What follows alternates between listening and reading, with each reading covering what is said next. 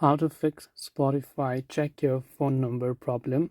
So if Spotify is constantly giving you to check your phone number type of problem on its app, normally it's actually quite very simple to do so. First of all you have to do is just make sure that the country code and anything that you entered is actually correct.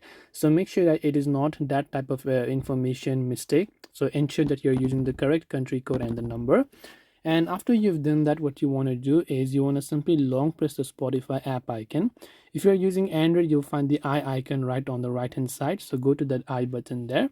And from there, you want to scroll down and simply look for this option that says storage and simply go to storage.